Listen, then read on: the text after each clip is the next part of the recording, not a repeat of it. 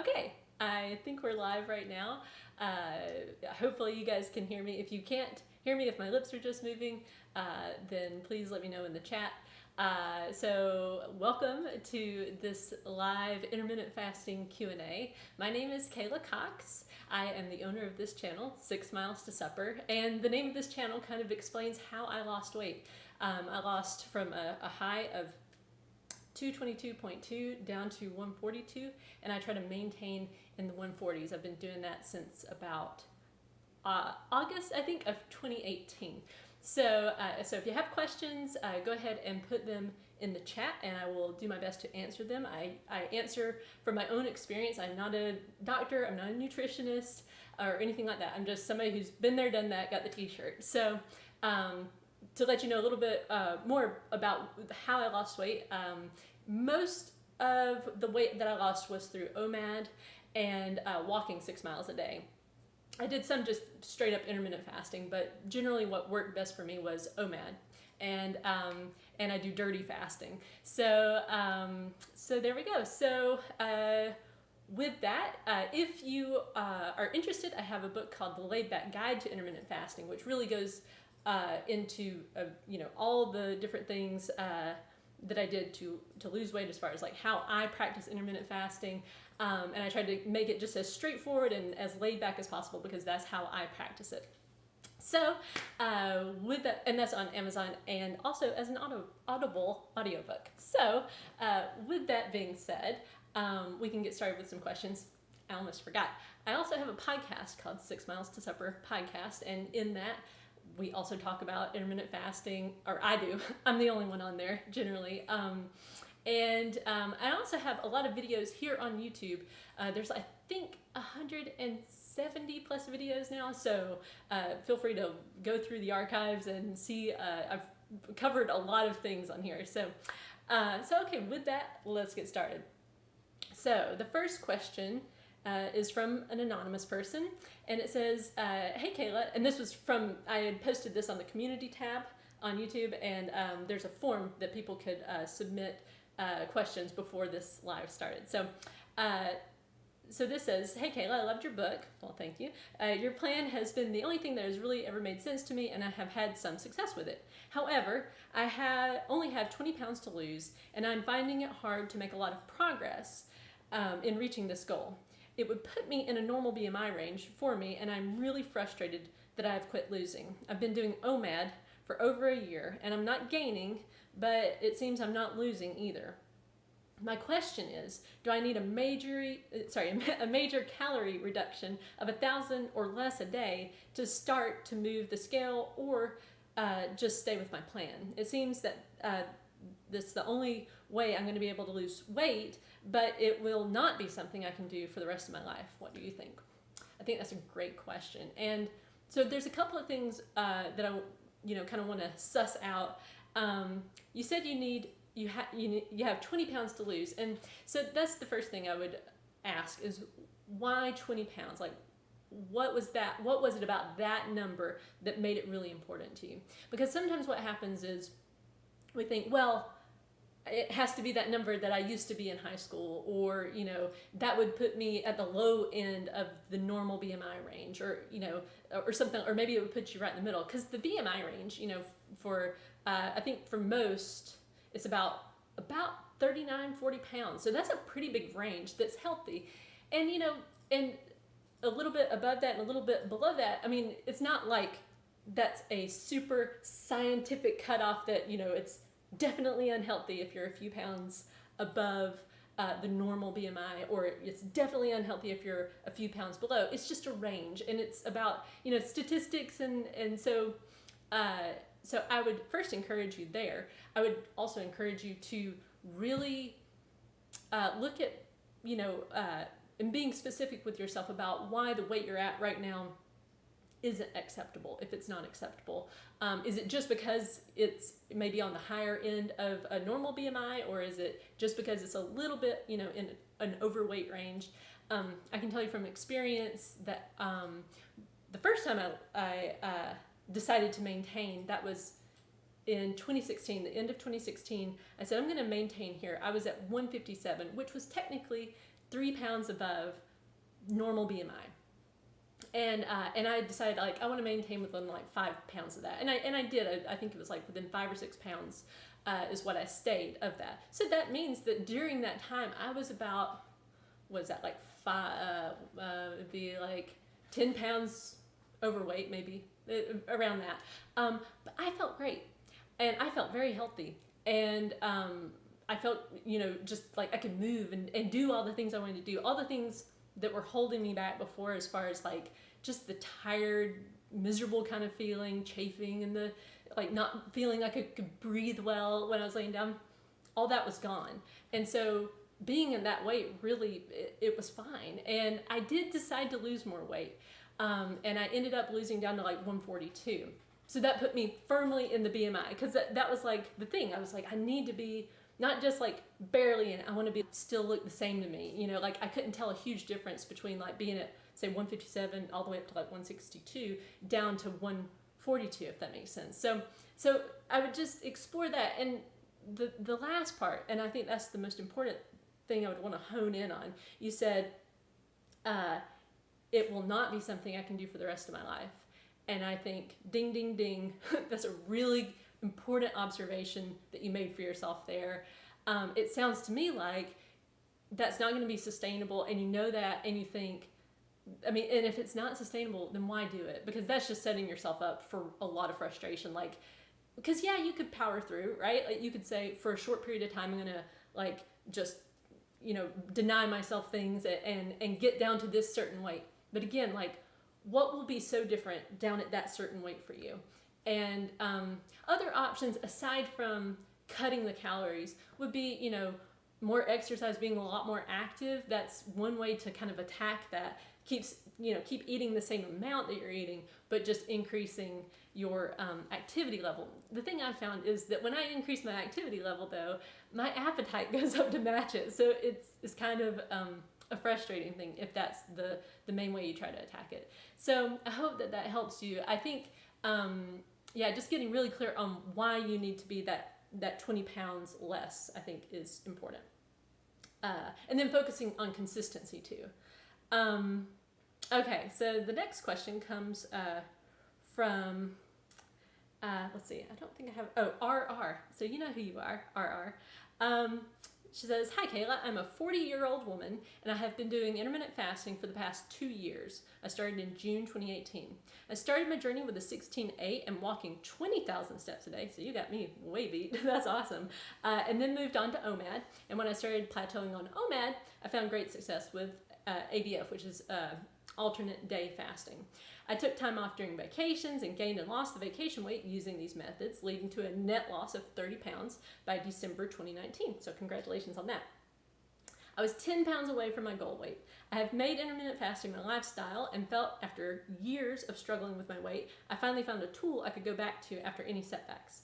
Unfortunately, that has not been the case since the beginning of 2020. I took a break during the holiday season and gained about 12 pounds. Beginning in 2020, I tried alternate day fasting for 2 months with no luck, and then moved to OMAD and have been doing it consistently since March, but my weight has not budged at all. I have been gaining and losing the same couple of pounds for the last 6 months. I've been having low carb meals, did a month-long Jillian Michaels workout, routine thing, and still no real change. I've started walking 20,000 steps since July 1st, and my weight is still not showing any movement, nor are my clothes fitting any better, so it's not even in body recomposition. I'm totally stumped and at a loss of understanding what has gone wrong. Any advice from you would be much appreciated. Thanks a lot. I can totally empathize with you, because that is so frustrating when you feel like I'm doing everything, and this used to work, right? Like, because it sounds to me like at one point you had gotten down to a lower weight doing alternate day fasting, but then you went back and tried that, and it just didn't seem to work for you. The main way I would attack this, you didn't really go into specifics about how you're tracking and what you're doing on that front. I recommend, what worked for me was just daily weighing and then keeping track of my 7-day average. When I did that, it helped me, because so when I got down to 157, and I said, because I started this YouTube channel, I thought I can't be an overweight person talking about intermittent fasting, and still being a little bit overweight, which was silly. I know that now, but at the time it was important to me. And so I was expecting, when I was doing it, I thought, okay, this will be like a pound a week, probably. And I was doing OMAD 6 days a week, cheat day on Sunday, walking 6 miles a day. Because when I first lost the weight, I was losing on average about a pound a week. So I thought it'll be a pound a week again. But what I found was it was super slow this time. It was 1/3 of a pound a week on average during that time. So that felt like, had I not been really focused on being consistent over the long term and tracking my 7-day average and keeping an eye on that over a long period of time, I would have thought I'm not losing any weight at all. So I don't know how you're tracking. So that'd be the first thing. I would get on a very clear schedule of like I said, I like daily weighing because it really shows you the full picture of what your weight is doing, because weight can fluctuate so much during the week. You might weigh one day on a Friday and it's like a certain weight, and then the next Friday maybe it's up by 2 pounds, but during the week you've actually had a lot of lower days and you just have one high day because you had a lot of salt or something the day before, or just hormonal fluctuations. My weight tends to fluctuate a good bit, even week to week. So that would be something I would look at. And then just being really, really consistent with yourself. It's been a crazy year, right? Like, it has been an insane year.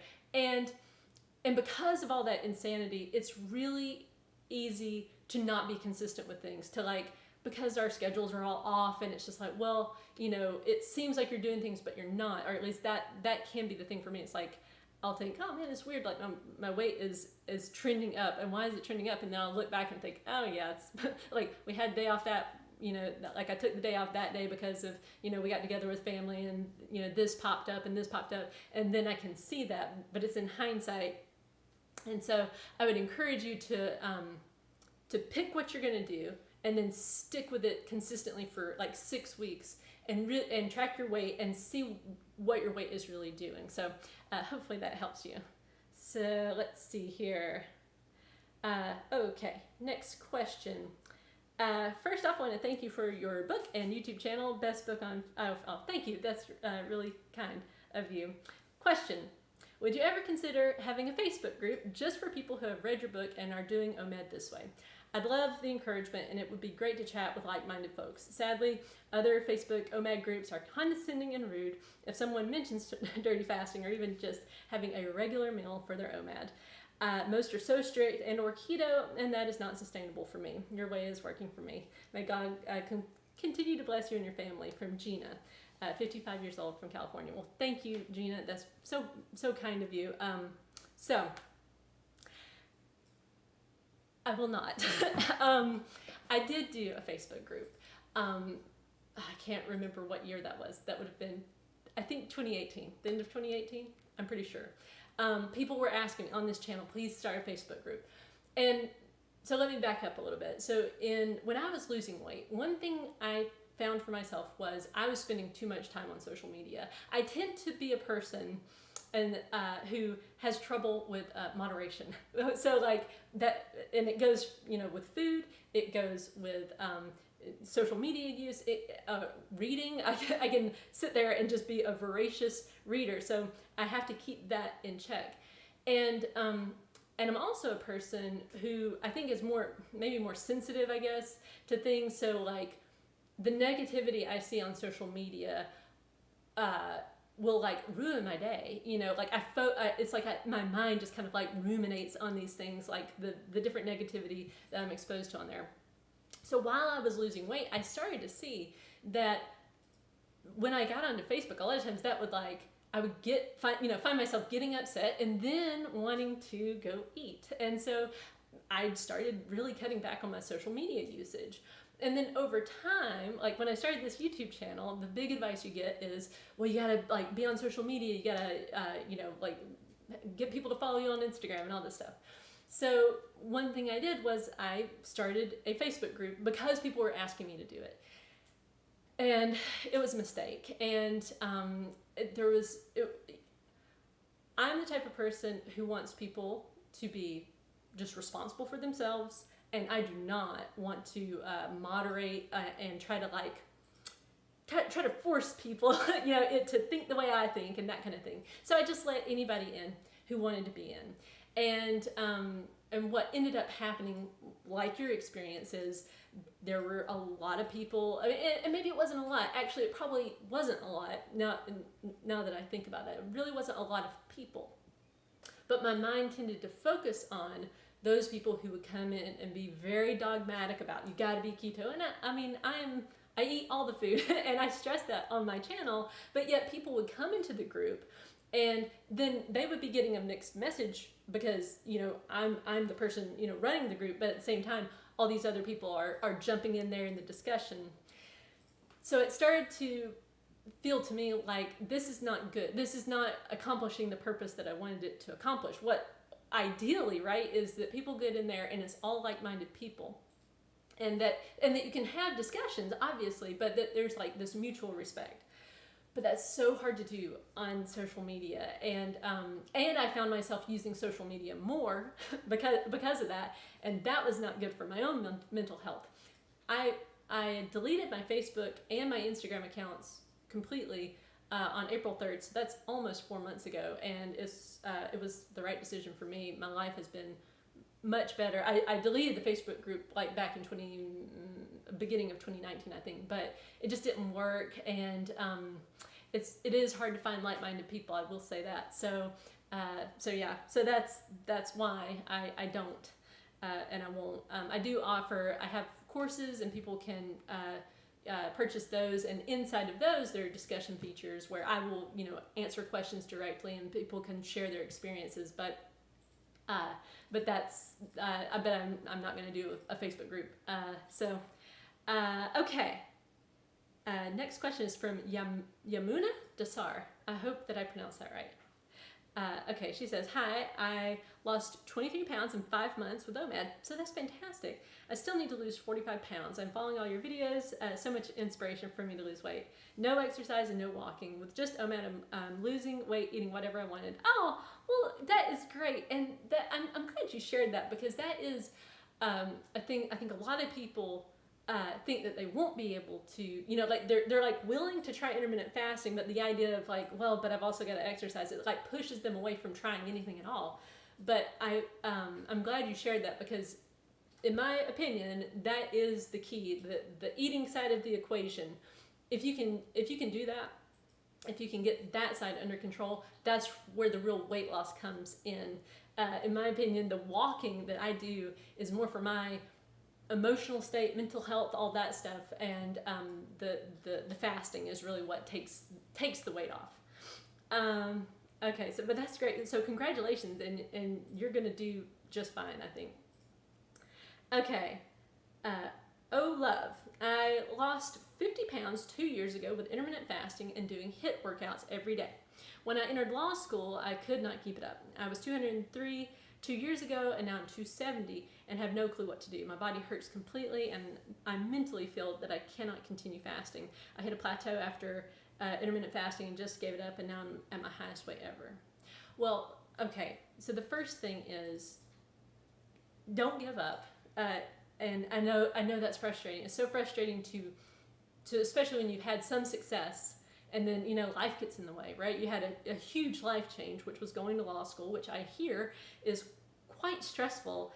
It's a really competitive environment, and you're doing a lot of schoolwork, I'm sure. So you say you have no clue what to do. So here's what I would say.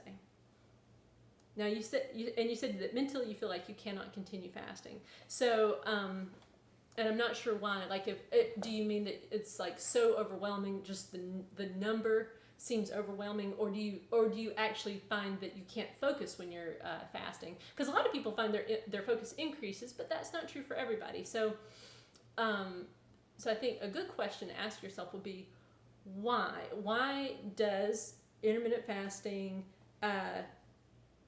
like you feel like you can't continue it? Like, be really specific on why, and then build your plan based off of that. And that's the key here, is to form some sort of plan, write it down. What are you willing to do in order to get the weight off? And obviously this is something that you want to do, and you can do this. I would say you could start out with something very simple. Like if intermittent fasting doesn't work for you, then some other eating plan will. You just have to kind of come to terms with what will work. I mean, some people do great on high protein, or high fat, or high protein, high fat. And then some people do well with carbs, and some people have success with, like, let's say, like, I like OMAD, but some people will do 2 meals a day. And that can be a really simple thing. Like, you eat lunch and you eat supper, and that's it. No snacks, and just keep it really simple in your mind so it's not so overwhelming. Like, you're not having to calculate your windows and everything. Just say, okay, 2 meals a day, and that's it. And it is tough though, because you're in a stressful situation. And I mean, I have a tendency to stress eat. That's something that I always have to monitor myself for. So but it's important. So that's why it's important to have some sort of boundary. And so I would just, if I were you, I'd sit down with a pen and a piece of paper, and then write down brainstorm some ideas on what you think you could work with. If intermittent fasting doesn't seem the right thing right now, then figure out what might. So that is but you can do it. You can totally, you've already done it before, right? You lost 50 pounds before. You can totally do this. It's just about doing the thing, like taking the action day in, day out. So let's see. JL, good for you on sticking to your guns on Facebook. We can always watch you on here. Yeah, and I mean, and I do try to do these lives. My husband's been busy lately, and so but I need him in here to moderate and all that stuff. So, but I am sticking to my guns on the social media thing. It has definitely been. It's been surprising to me just how much it had consumed my life, with me not even really realizing it. Like, I really kind of thought, oh, it's, I don't use it that much. But then once I deleted my accounts, it was like, wow. So, like, how many times a day did I pick up my phone to tap on, Instagram, to tap on Facebook? And it was really eye-opening. And so you discover a lot of time in your schedule when that happens. So, okay. Jacob Leatherwood asks, silly question, but I've never heard you say, do you always walk your 6 miles in one sitting, or do you spread it over the day? Also, do you include steps from the general walking around? So yes, I've always included every single step because in the beginning it was all about, like, it was really hard to me, like, mentally, to get all 14,000 steps in. It just seemed like a lot of steps. So I've never had a rule though from, like, what exactly, how I do them. So in other words, in the beginning, I just told myself, my Fitbit needs to say 14,000 steps by midnight. And that's it. Like, that's all that I told myself.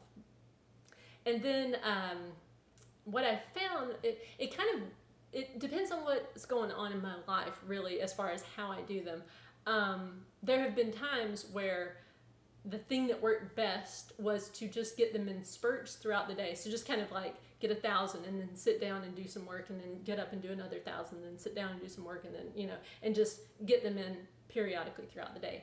Other times I've done well with, like, doing all of them up front in the early morning, like just get up really early and do all 6 miles. And then, I'm the type of person, you might think, well, you'll get a lot more steps doing it that way. Like, I'm the type of person who tends to sit around a lot, like, because I love to read, and a lot of the things that I do, like writing and making videos and podcasting, and then all that requires writing too. I end up sitting around a lot, so I really don't get many steps in unless I'm being really intentional about it. So, and then other times it works better for me to get them all really late in the evening, and so it really just depends. So yeah, so that's the thing. It really just depends. So so yeah, and I answered that about, yes, I do include general walking around, and yeah, so there you go.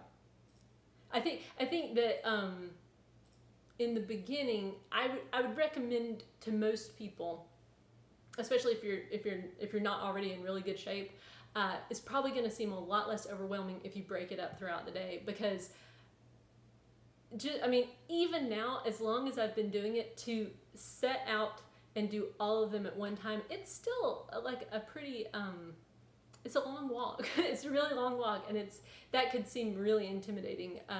I know it seemed intimidating to me in the beginning, like the idea of doing them all at once was, but doing them throughout the day was a lot easier. So it's all about what you can kind of convince yourself you can do, and breaking it down into chunks is usually less intimidating. So, and you're much more likely to take action when it's not so intimidating. So, JL asked, what is your favorite coffee? Oh, there's so many good ones. I love Pete's and I love Caribou, and a medium roast on either of those is really good. I do love coffee. Me and Jay do, well, we haven't in quite some time. We have a YouTube channel called Coffee, and we do coffee reviews. And like, generally speaking, those are my two favorite coffees. I do love Javalia too, and I always put half and half in my coffee. No sugar, but half and half. Which some people freak out about because it's dirty fasting. But that's what I've always done. I've always had cream in my coffee the entire time I was losing weight, and to this day. So, okay, fit and chic. Thank you for answering my question. Oh, you are RR. So, well, thanks for being here. I'm a long-time follower, and your advice has always resonated with me. I weigh daily and use the 7-day average to track my weight. I'm still not seeing any progress. This never happened before. I know it should work, but I guess I just have to keep trying. Yes. Thank you for your hard work. Well, you're welcome. Yeah.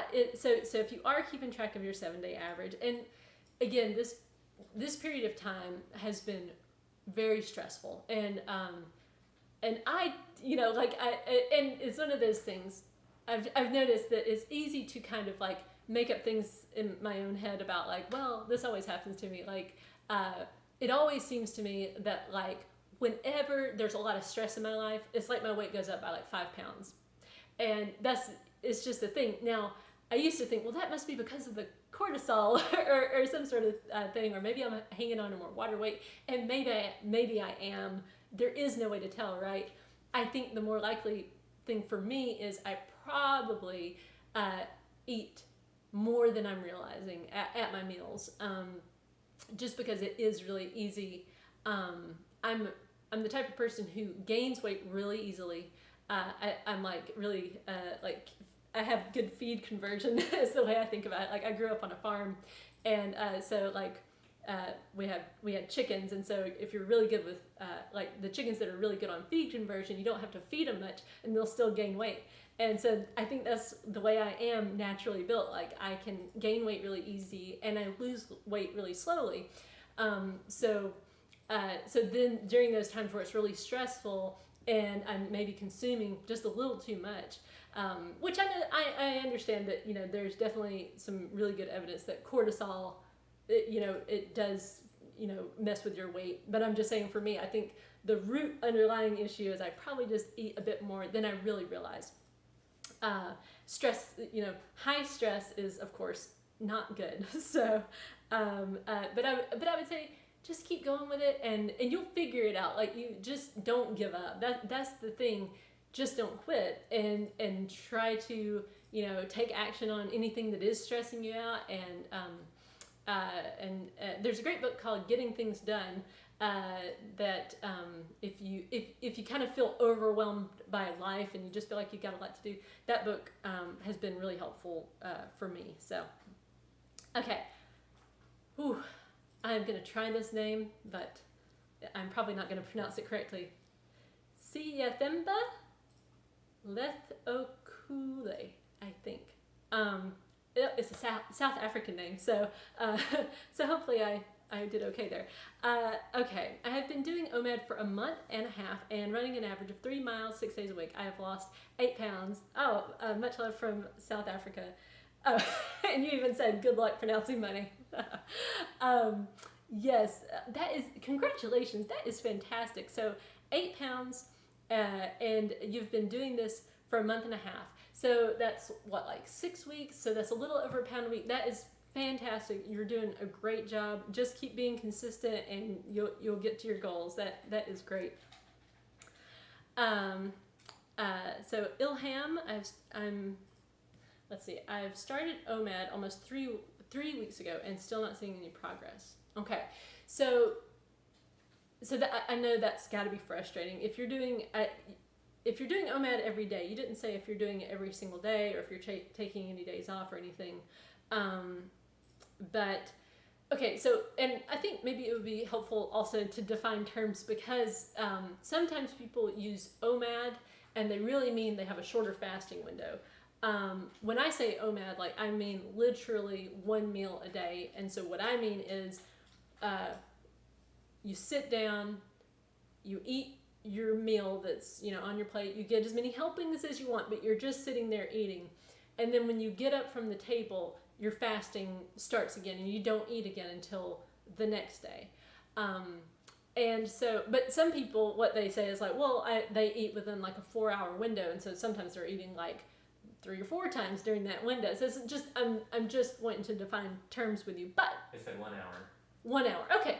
So that's, that's a pretty, that is probably you're only sitting down to the thing at and having one meal.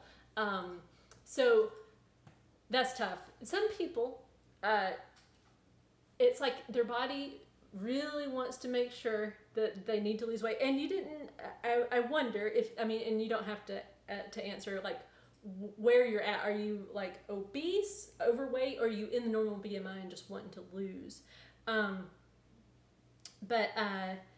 So that would kind of help me with what I'm about to tell you, but I'll go ahead and say, but so some people, it's like their body takes a while just to kind of make sure, because your body's trying to keep you alive for as long as possible, right? Like, that is its job. And a body that is slow to lose weight is just trying to keep you alive for as long as possible. And so, because that's how you survive.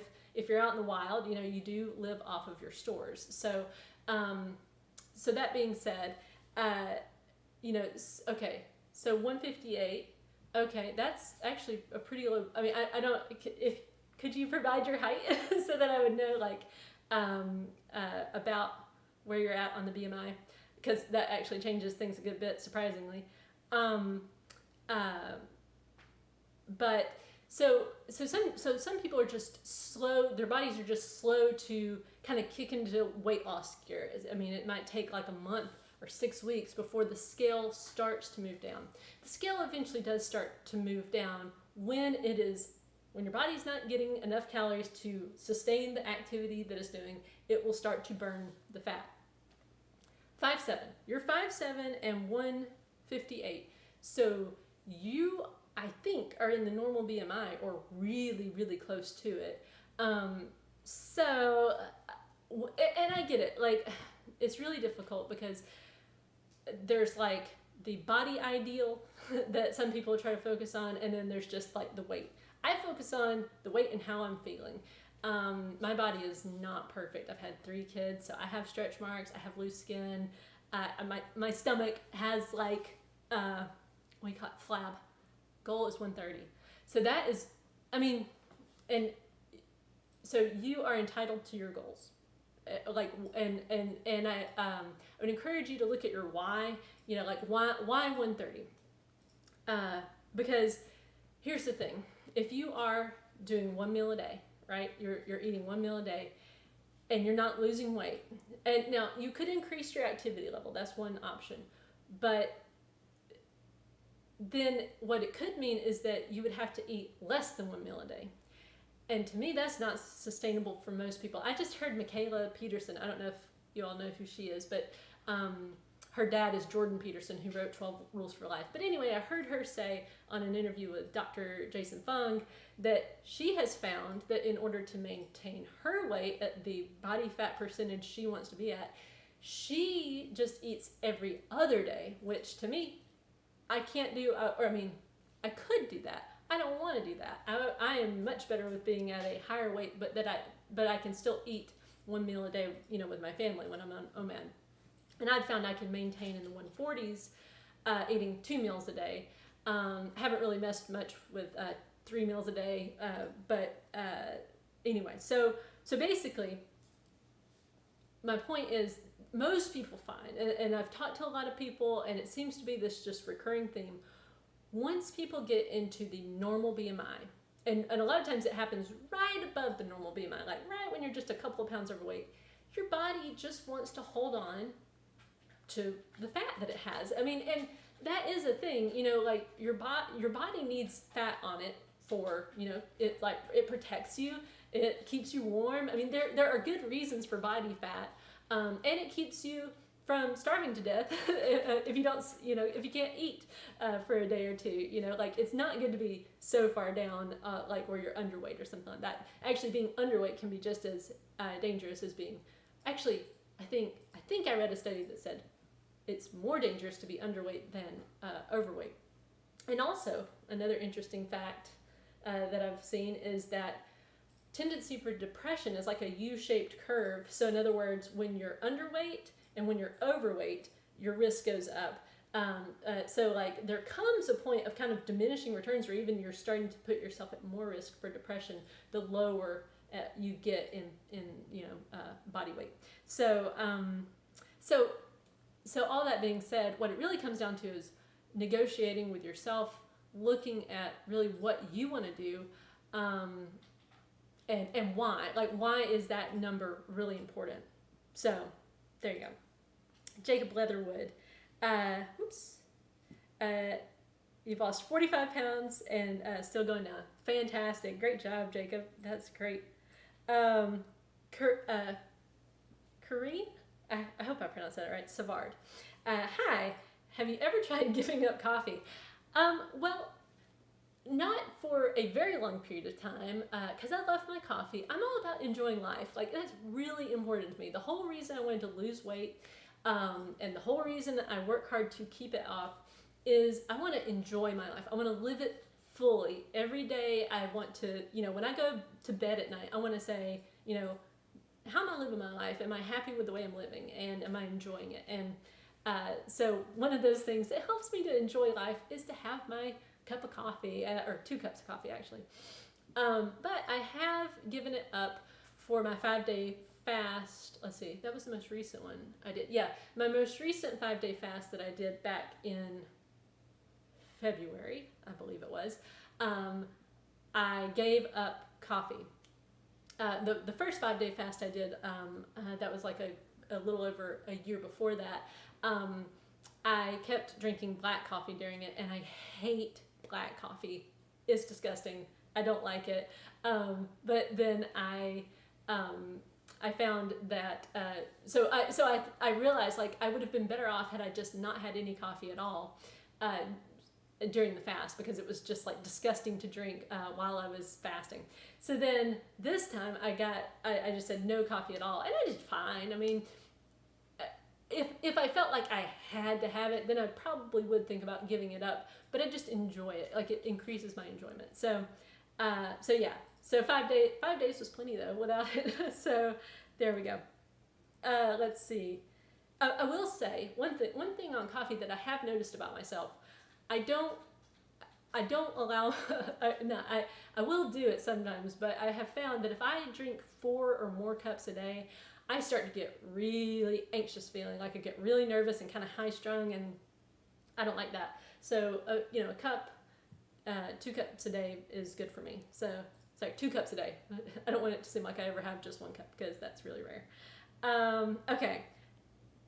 Samira Raleigh 100 asks, is it important to exercise, or can I lose weight just by OMAD?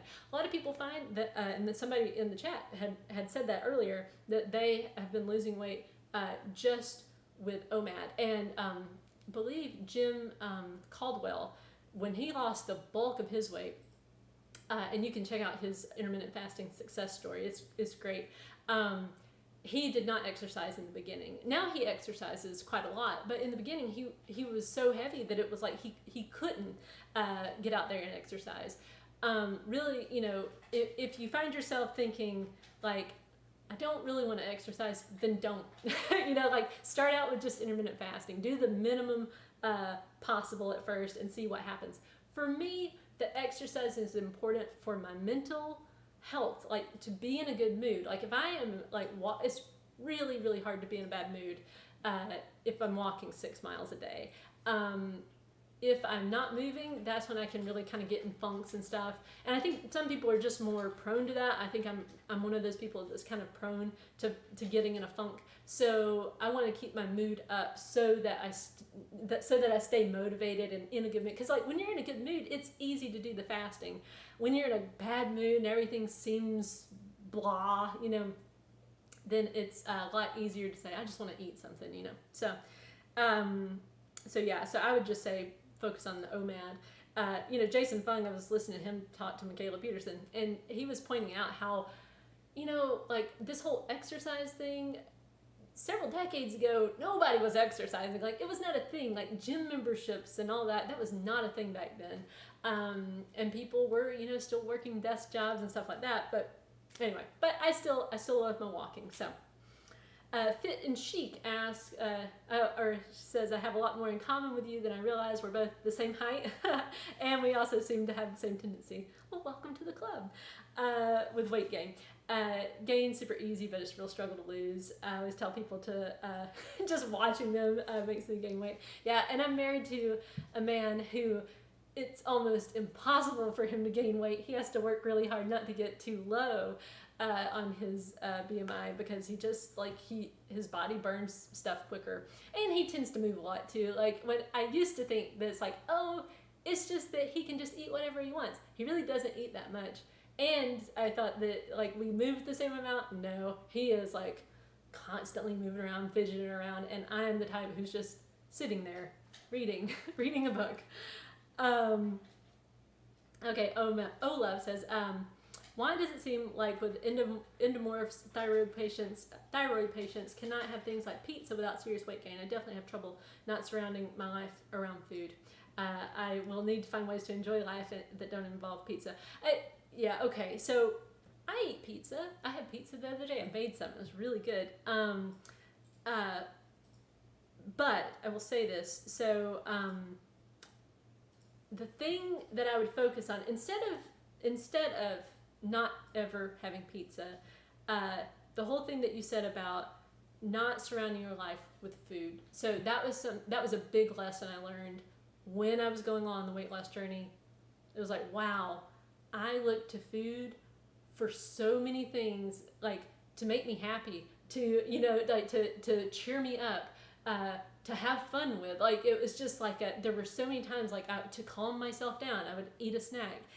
When I was procrastinating, I'll eat something. When I feel nervous, I'll eat something. When I'm mad, I'll eat something. It was like all these ways I was just using food, and it was like it was the most exciting part of my day. What we had for supper, or like when we're going on a road trip, where we're gonna eat, and nowadays I still enjoy food, but that's not the main thing I'm focused on. And if I ever do find myself focusing too much on that, then I think, wait, I am probably stress eating. This is like, because it's a really easy thing to kind of like, it kind of worms its way in. It's really hard to catch yourself doing it. Like it's more like in hindsight, it's like, oh, I was really focused on food today, for whatever reason. So I would say really find things to fill up your life with, like writing. I love to write, journaling, doing art of some sort. A lot of people that have weight problems. I'm just noticing this kind of pattern. A lot of times, people who are creative are also have weight problems, but they can bring in art and do their art. And so I would encourage you learning a new language, volunteering. I mean, there's so many different ways that you can fill up life. Like get a part-time job. Like even if you have a full-time job and you just find yourself being bored, get a part-time job. Or hanging out with friends, connecting with people. A lot of times that was the root, was like connecting, a need to connect with people. So there we go. JL, have you ever thought about doing a book review channel or book club? I've gotten a lot of good recommendations from your suggestions.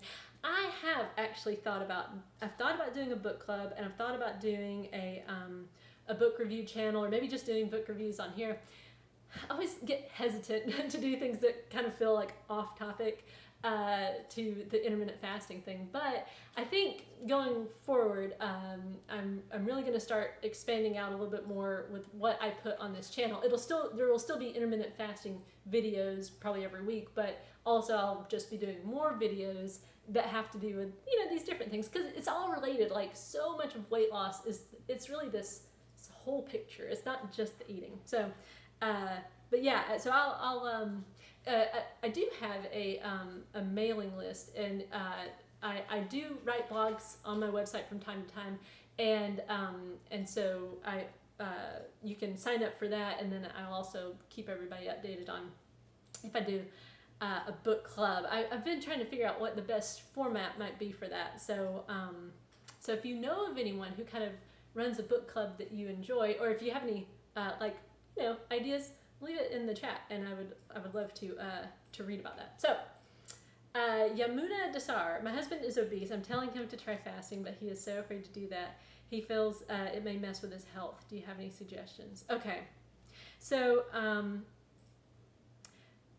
the thing is, and this is true for me, a person has to want to do it. Like, they have to be ready to lose the weight. And it sounds to me like your husband's just not ready. And I mean, maybe he is. Like, I would encourage you to just listen to what he's saying, like, and talk with him now that you've kind of broached the subject. Because a lot of times there's a lot of pain with weight, with excess weight, and even with guys. I mean, I used to think, oh, guys never care about that stuff. It's just women that have to deal with all these body image things. Everybody deals with body image stuff. Like, men who are smaller or men who are overweight, they both struggle. And same with women. It's like everybody. No one's really got the corner on confidence, I don't think. So so that's the first thing. If it is that he truly wants to lose weight, like, he is like actively saying, I've got to get this weight off, and he's ready to go. I mean, he's really wanting to. Dr. Jason Fung would be an excellent resource. He has done lots of research, and he's an actual medical doctor who always talks about how safe fasting is, especially if you're doing it for 24 hours or less. It's just super, super safe, unless you're on certain medications, okay? So, and again, not a doctor, don't play one on the internet. So, but on the other hand, it might be that he doesn't really want to lose weight yet. And I think that if that's where your husband is, that's okay. It has to be something, but I'm just speaking as someone who has, throughout their life, my husband never did this, but there were times where people said, oh, come on a diet with me, and I didn't say I wanted to lose weight, you know, but that really would hurt my feelings, and yeah, I would get some weight off, but I'd always gain it right back. What really had to happen for me was I had to have I've had enough of this. I'm never coming back here. This is like, I'm here now, never coming back to this place.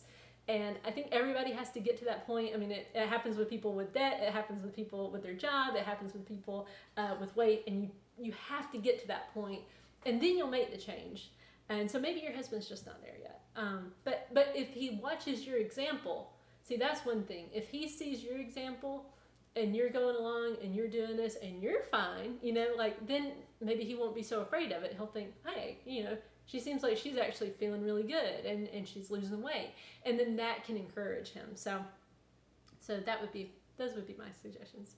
Okay, Jennifer Wright, I convinced my husband to do intermittent fasting with me, so we started yesterday. We walk 1.5 miles a day, and we're trying to increase that. We're starting with an eating window of 6 hours, and we'll cut that down. The goal is to be able to maintain the habit over the years. I'm afraid of being too stringent and then quitting. Any further suggestions? That's great that it sounds like you're both on board.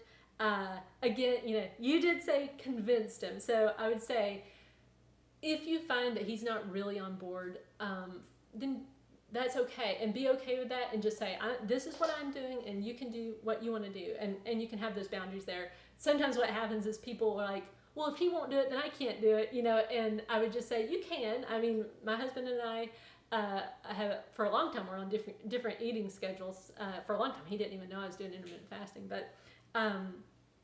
but yeah, don't be too stringent though, because what can happen is you can kind of get in the mindset, well, I'll just do, you might say, well, I'll just do OMAD until I get down to my goal weight, and then I'll go back to eating, a 6-hour window. What you might find is, well, when you eat at a 6-hour window like that, then your weight's going to go up a little bit, and maybe it will be, not too much more, but it will be higher. Like, when I'm not doing one meal a day, 6 days, and walking, 1 meal a day, 6 days a week, and then having my day off on Sunday, and then walking 6 miles every single day, then I don't stay down at 142. It's more up in like the mid to high 140s.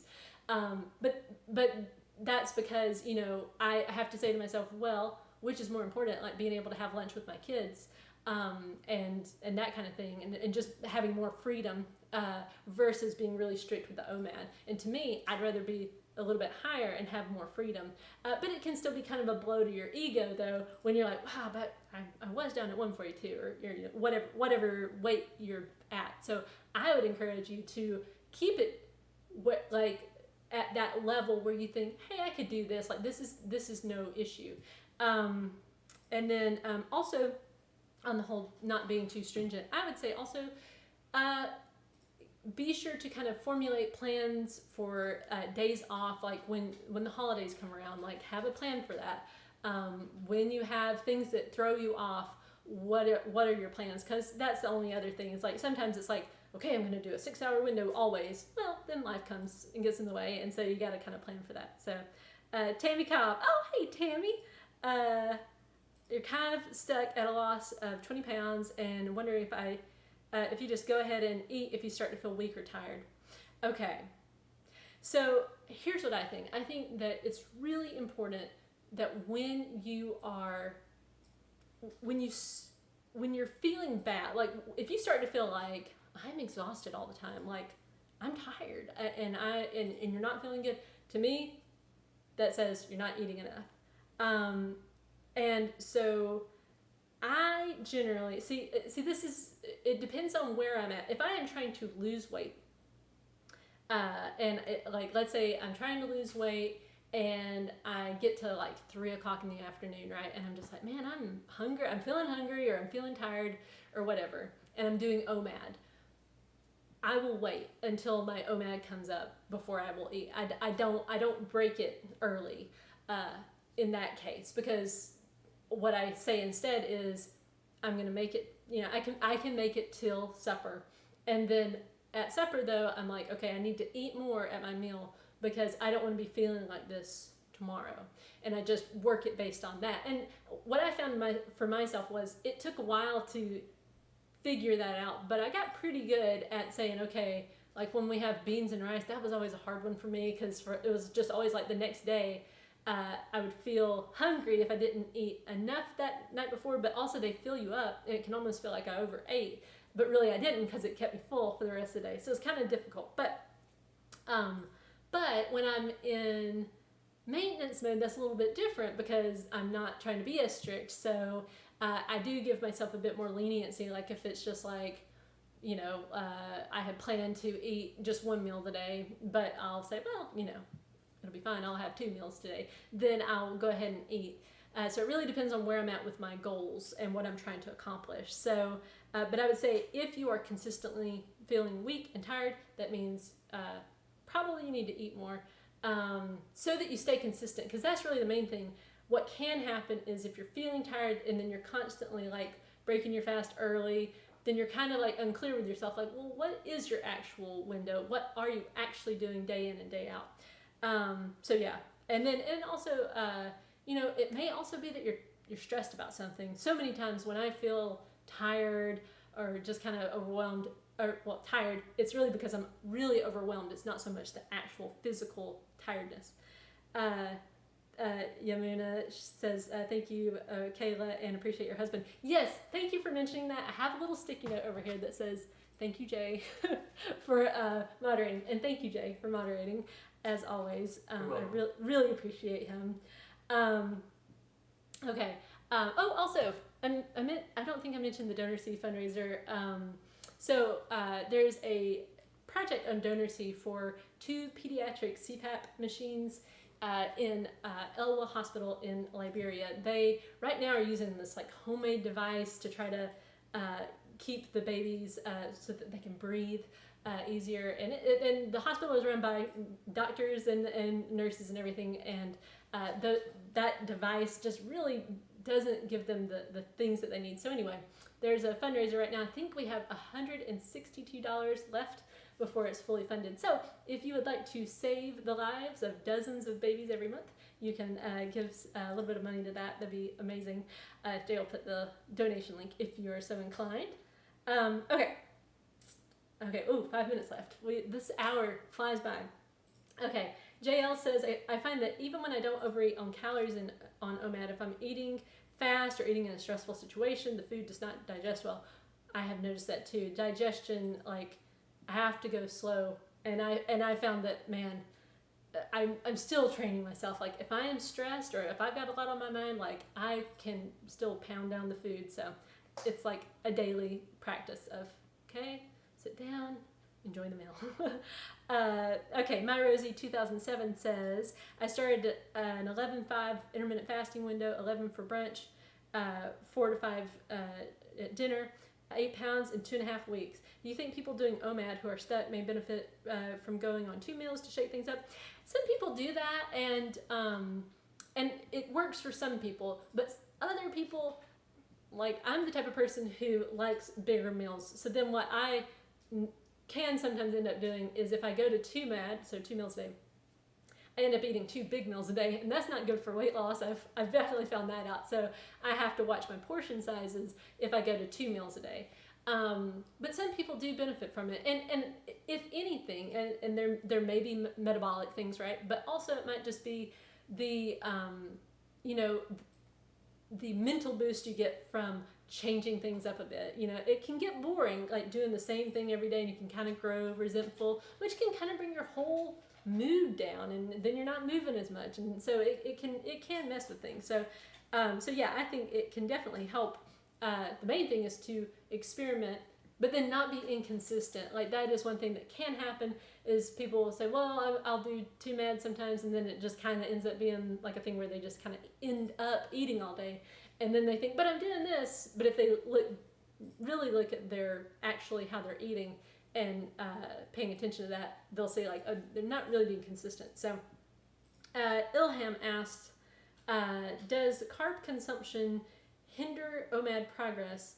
A lot of people, have a lot of strong opinions on this. I don't think it does. I think that one thing is that high protein, some people have a lot of success on high protein, high fat, and they do really well. They feel great, but not everybody does. A lot of people like how they feel when they're eating carbs. I know I do. I'm the type of person who, if I am only eating high protein and high fat, emotionally I don't feel good, and when I'm not feeling good emotionally, then the weight loss is not going to go well. So to me, carbs keep me happy, and I feel a lot better. I don't do good with restriction, so it really depends on the person. So, okay, last question.